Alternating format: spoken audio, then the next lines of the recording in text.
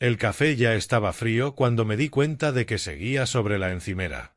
Lo había servido 40 minutos antes, justo después de volver de mi paseo matutino, y luego me distraje arrancando malas hierbas junto al sendero de la entrada y me olvidé por completo. Ese es el tipo de cosas que pasan cuando vives solo. Te sirves una taza de café, la mañana te lleva por otro lado, y de pronto está fría y tú estás de pie en la cocina, preguntándote a dónde se fue el tiempo. Tengo 67 años. Me llamo Frank. Trabajé 31 años como ingeniero mecánico para una empresa manufacturera a las afueras de Columbus, Ohio. Y me jubilé hace 4 años con una pensión decente, una casa pagada en Birwood Lane, y lo que yo creía que era una relación bastante sólida con mi hijo y su esposa. Me equivoqué. Pero déjenme retroceder, porque la historia de lo que ocurrió el pasado octubre no tiene sentido si no entienden quién soy y qué había estado haciendo durante los 5 años anteriores. Mi esposa, Carol, falleció en 2018. Cáncer de páncreas. La diagnosticaron en marzo y en agosto ya no estaba. 5 meses. Eso fue todo lo que tuvimos desde el momento en que el médico dijo esas palabras, hasta el momento en que me senté en una funeraria, una tarde gris de martes, a escoger un ataúd.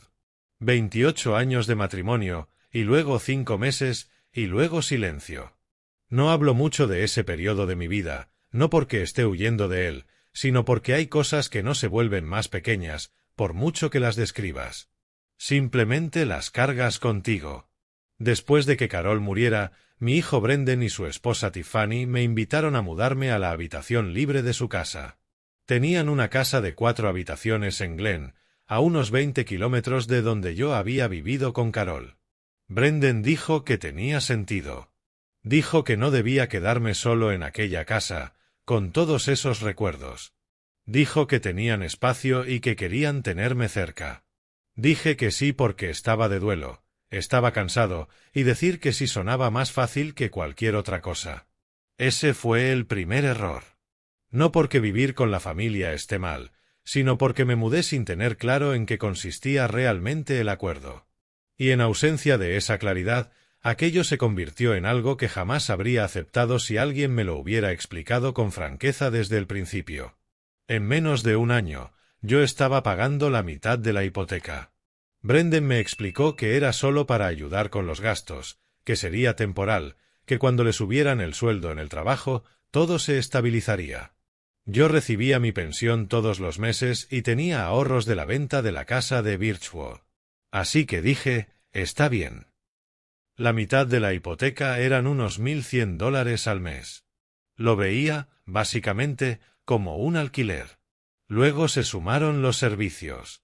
Después la compra. Tiffany tenía la costumbre de hacer una gran compra semanal y dejar el recibo sobre la isla de la cocina. Y en algún punto quedó asumido que yo lo cubriría.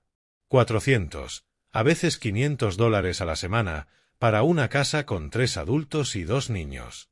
Mis nietos, Owen, que tenía 9 años, y Lily, que tenía 6. Amo a esos niños.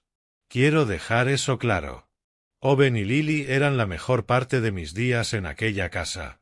Owen estaba obsesionado con los dinosaurios y podía explicarte la diferencia entre un brachiosaurio y un diplodocus con la seriedad de un catedrático con plaza fija. Lily hacía dibujos en cartulina y los pegaba con cinta en la puerta de mi habitación. Todavía tengo un montón guardados en una carpeta dentro de mi armario. Un dibujo con ceras de un perro, aunque no teníamos perro. Una casa con un arco iris encima. Un monigote al que etiquetó como abuelo, con una corona en la cabeza.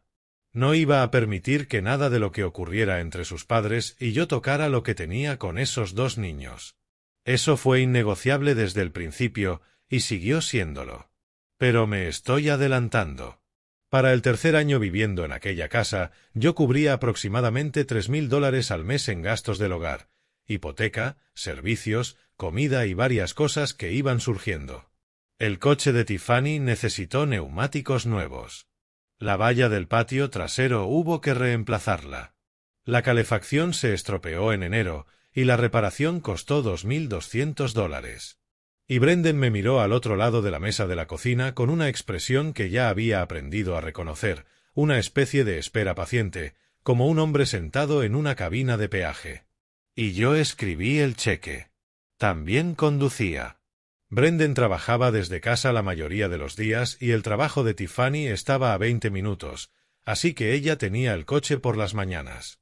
Si Owen o Lily necesitaban ir a algún sitio, recogerlos del colegio, una cita médica, una fiesta de cumpleaños, yo era quien los llevaba, y sinceramente no me molestaba. Ya les dije que amo a esos niños. Pero quiero que entiendan el cuadro completo de cómo era mi vida dentro de aquella casa, porque lo que pasó en octubre necesita ese contexto. Cocinaba 3 o 4 noches a la semana.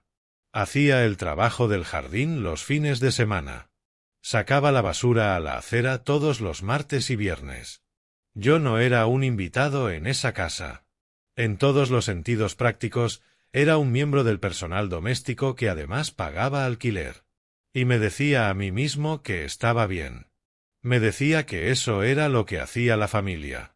Me decía que Carol habría querido que estuviera ahí para Brendan, que estuviera presente para los nietos, que no fuera terco con el dinero cuando tenía suficiente para dar. Carol era generosa. La persona más generosa que conocí. Pero también tenía una columna vertebral hecha de algo muy parecido al acero. Y creo que me habría dicho algo sobre lo que yo estaba permitiendo que ocurriera. Creo que me habría sentado y dicho, Frank, hay una diferencia entre ser generoso y dejar que se aprovechen de ti, y tienes que averiguar cuál de las dos cosas es esto. No lo averigüé hasta octubre. Era un jueves por la tarde, la segunda semana del mes. Lo recuerdo porque acababa de pagar los gastos mensuales 2 días antes, el importe completo, y estaba sentado a la mesa de la cocina con una taza de té, revisando unos papeles de mi asesor financiero. Nada dramático, solo revisaba cuentas, asegurándome de que todo estuviera en orden. Tiffany entró en la cocina y abrió el frigorífico. Se quedó allí un momento, mirándolo, como hace la gente cuando no está buscando nada en realidad, pero tampoco está lista para dejar de estar frente al frigorífico. Entonces dijo, sin darse la vuelta, necesitamos leche, y creo que se nos acabó el zumo de naranja bueno. Levanté la vista. Puedo comprarlo mañana. Cerró el frigorífico, se volvió y se apoyó contra la encimera con los brazos cruzados. Tenía 39 años y ese tipo de rostro que era bonito cuando estaba relajada, y algo más duro cuando no lo estaba. En ese momento no estaba relajada. En realidad, dijo, Brendan y yo hemos estado hablando. Dejé los papeles. Hemos estado hablando sobre el arreglo aquí, dijo. Y sinceramente, Frank, empieza a ser mucho tener a otro adulto en la casa. Los niños están creciendo y necesitan su espacio, y Brendan y yo necesitamos nuestro espacio, y simplemente, es mucho. No dije nada. Esperaba oír a dónde quería llegar con aquello. Creemos que quizás sea momento de mirar otras opciones, dijo. Para ti. Ahí estaba. Otras opciones. Lo repetí. Hay comunidades para mayores muy bonitas por la zona. Brendan miró algunas. Tienen actividades y, ya sabes, gente de tu edad. Sería bueno para ti. Quiero contarles exactamente lo que sentí en ese momento, porque creo que importa. No sentí tristeza. Sentí algo que tardé un momento en identificar, y cuando lo hice, me sorprendió un poco. Sentí vergüenza. No por mí. Por ella.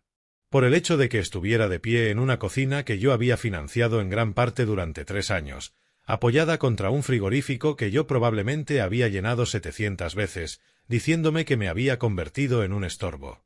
—¿Brendan sabe que estás teniendo esta conversación conmigo? —pregunté. —Lo hablamos juntos —dijo—. Estamos de acuerdo. Me gustaría oírselo decir a él. Se separó de la encimera y salió de la cocina sin decir una palabra más. Brendan entró unos 10 minutos después. Se sentó frente a mí, a la mesa de la cocina. Tenía 42 años, mi hijo, y tenía mi color de piel y los ojos de su madre. Y en ese momento, apenas podía sostenerme la mirada. —Papá —dijo. —Adelante —dije. Se aclaró la garganta.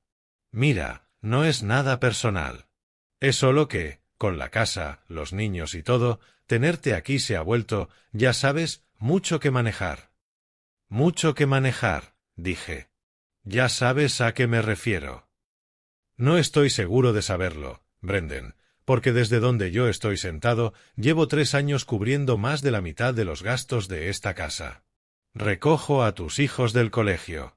Cocino la cena 4 noches a la semana.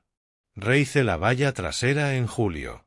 Así que ayúdame a entender qué es exactamente una carga tan grande de que yo esté aquí. Se estremeció al oír la palabra carga. No se trata de dinero, dijo. Entonces, ¿de qué se trata? Guardó silencio un momento. Luego dijo, y quiero que escuchen esto con claridad, porque estas fueron sus palabras exactas, es que siempre estás aquí, papá.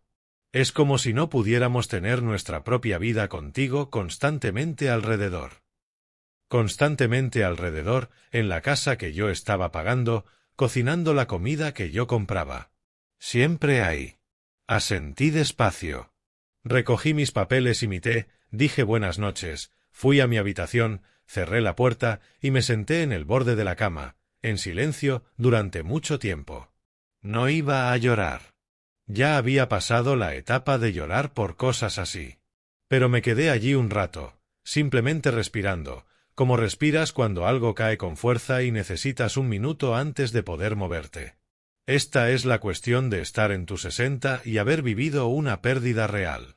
Desarrollas un sentido muy claro de lo que importa y lo que no, y más importante aún, de lo que vas a permitir y lo que no. Yo me había sentado en una habitación de hospital y había visto a la mujer que amaba más que a nadie en el mundo desaparecer pieza por pieza durante 5 meses. Le sostuve la mano al final, seguí respirando y seguí adelante. Eso no me rompió. Esto tampoco iba a romperme. Pero iba a cambiar las cosas. No dije nada a la mañana siguiente, ni a la mañana después de esa. Fui educado en el desayuno. Llevé a Lily a su clase de piano el sábado. Ayudé a Owen con un proyecto escolar sobre el ciclo del agua el domingo por la tarde. Fui exactamente quien siempre había sido en aquella casa. Pero también estaba pensando con mucha claridad. A lo largo de 3 años, había aportado, según mis cálculos, algo más de $136,000 al funcionamiento de aquel hogar. No había guardado recibos, no había firmado nada, no tenía documentación de ningún tipo, porque nunca se me ocurrió que fuera a necesitar documentación. Era familia. No guardas recibos de la familia. Ese fue el segundo error. Lo que sí tenía era una tarjeta de crédito a la que Brendan me había pedido que lo añadiera a él y a Tiffany como usuarios autorizados unos 18 meses antes. La explicación en aquel momento fue que facilitaría las compras de la casa, para que pudieran comprar cosas sin tener que pedirme efectivo o un cheque cada vez. Acepté porque parecía razonable, y porque en ese momento todavía actuaba bajo la suposición de que éramos una unidad familiar funcional, con intereses alineados. Aquella noche de domingo abrí los extractos de la tarjeta de crédito en mi portátil. No soy una persona dramática. No exagero para causar efecto, y no convierto las cosas en catástrofes. Así que, cuando les diga lo que encontré en esos extractos, quiero que entiendan que les estoy dando los hechos tal como fueron. Durante los 4 meses anteriores, Brendan y Tiffany habían cargado aproximadamente $9,400 a esa tarjeta. Parte de eso eran compras de la casa. Podía ver el supermercado, la ferretería, las compras de material escolar de los niños. Eso estaba bien.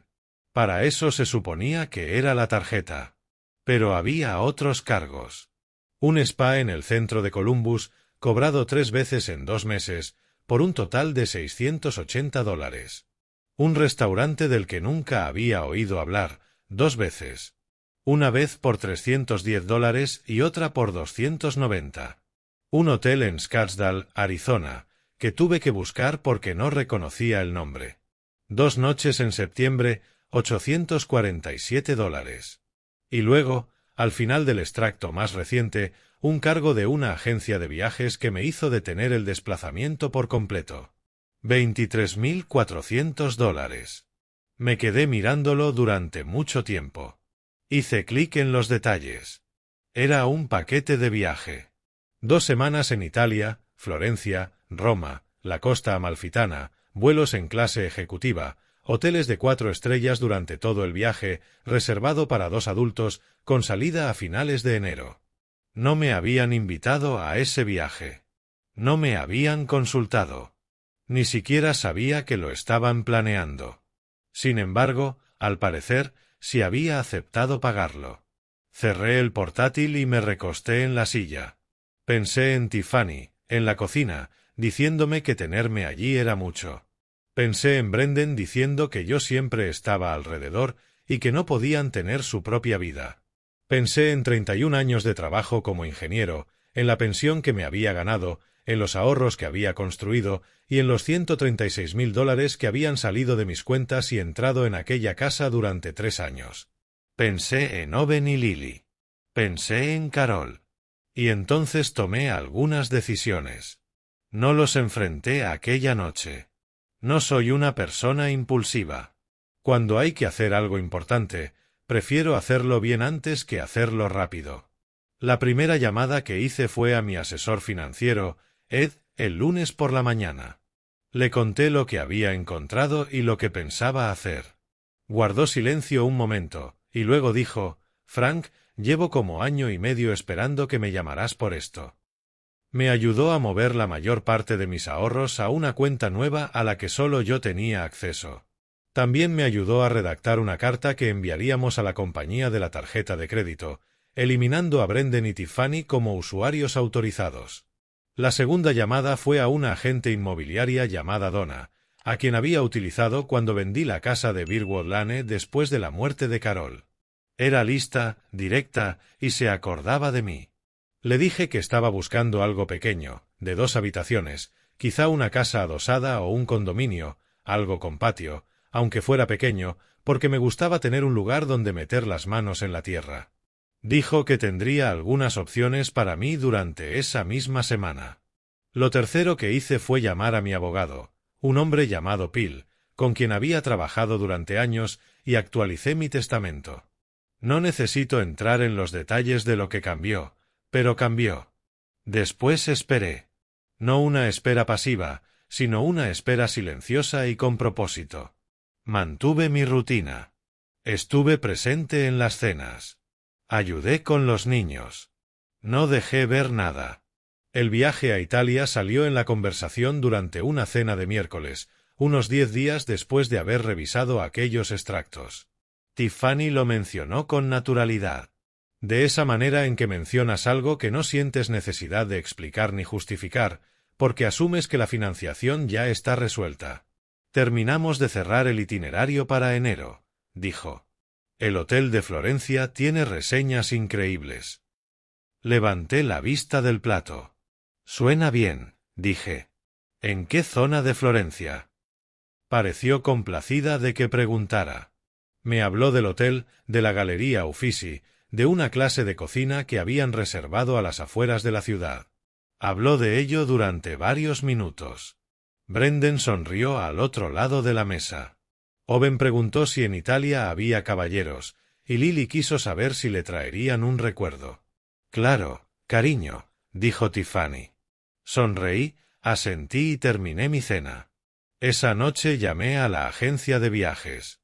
Tardé unos 20 minutos. La representante confirmó la reserva, confirmó el importe, confirmó que la tarjeta registrada era la mía. Expliqué que no había autorizado esa compra y que disputaría el cargo. Fue profesional al respecto. Me preguntó si quería cancelar la reserva o simplemente disputar el cargo con la compañía de la tarjeta. Lo pensé un momento.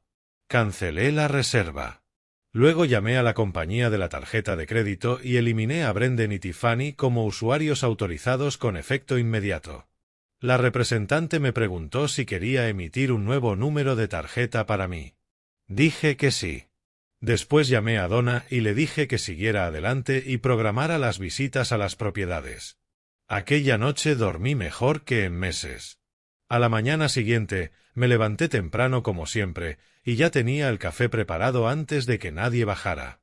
Brendan fue el primero en entrar en la cocina, con su ropa de trabajar desde casa, el forro polar y los vaqueros gastados. Se sirvió una taza, se apoyó contra la encimera y dijo: «Buenos días». «Buenos días», dije. «¿Has sabido algo de Donna sobre los condominios?» Sabía que estaba buscando. Lo había mencionado brevemente. Dije que me había tomado en serio sus sugerencias y que había empezado a mirar mis opciones. Pareció aliviado cuando lo dije, lo cual me dijo todo lo que necesitaba saber sobre lo genuino que había sido aquello de «queremos lo mejor para ti». Me mandó algunos anuncios, dije. «Voy a ver un par la semana que viene». «Bien», dijo. «Bien por ti, papá». 3 días después, llegó el aviso de cancelación de la agencia de viajes.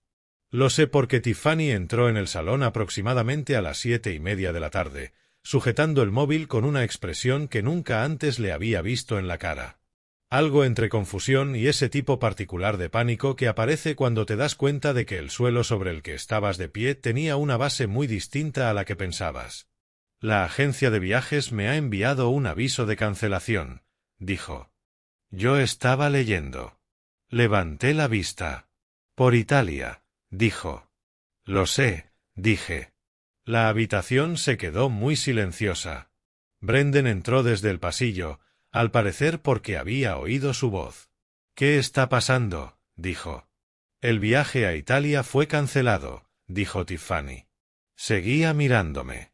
«Frank lo canceló». Brendan me miró. «¿Qué?» «Esa reserva se hizo con mi tarjeta de crédito sin mi conocimiento ni mi consentimiento», dije.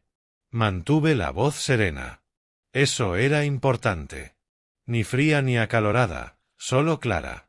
No la autoricé, así que la cancelé y disputé el cargo. «Ese es nuestro viaje», dijo Tiffany. Su voz subió un poco. «Planeamos ese viaje. Llevamos meses planeándolo». «Con mi tarjeta», dije. «Tú siempre pagas las cosas», dijo. «Y quiero que noten la lógica ahí, porque merece la pena notarla. Tú siempre pagas las cosas, como si el hábito de mi generosidad hubiera convertido mi dinero en un recurso comunitario que existía para su uso». «Sí», dije. «He pagado muchísimas cosas en esta casa. De hecho, he estado pensando en las cifras. En 3 años he aportado alrededor de $136.000 a los gastos de este hogar, sin contar los cargos de la tarjeta». Brendan se había puesto pálido. «Y hace unas semanas», continué, «te sentaste frente a mí en esta mesa y me dijiste que tenerme aquí era demasiado, que estaba en medio, que no podían vivir su vida conmigo constantemente alrededor». Hice una pausa. Me lo tomé en serio. «Así que me voy a mudar. De hecho, ya encontré un lugar. Una casa adosada de 2 habitaciones, a unos 10 kilómetros de aquí. Me iré antes de que termine el mes». «Papá», empezó Brendan. «No he terminado», dije, y algo en mi voz hizo que se detuviera. «También los he eliminado a los 2 de mi tarjeta de crédito, y he hecho algunos ajustes en otros acuerdos financieros que habíamos comentado anteriormente». No iba a explicar lo del testamento. Eso era privado. Pero quería que entendieran que los arreglos con los que contaban ya no eran los mismos. Quiero dejar claro que nada de esto afecta a Owen y Lily. Mi relación con esos niños está completamente separada de lo que ha pasado entre nosotros, y no permitiré que esto los toque. Tiffany dijo: «No puedes hacer esto». «Sí puedo», dije. «Y ya lo hice». Hubo más después de eso. Voces elevadas, no la mía. Algunas acusaciones que no voy a repetir porque no merecen ser repetidas. Brendan acabó sentándose pesadamente en el sofá, se frotó la cara con ambas manos y no dijo mucho más, lo que creo que fue su manera de empezar a entender lo que había pasado. Me fui a la cama aquella noche a mi hora habitual. La casa adosada en Maple Creek Drive resultó ser mejor de lo que esperaba.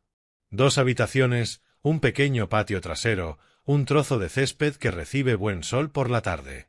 La cocina es más pequeña que la que tenía en Birwood Lane, pero está bien distribuida, y la luz de las mañanas es muy buena, lo cual me importa más de lo que habría imaginado antes de vivir varios años con mala luz. Me mudé el 28 de octubre.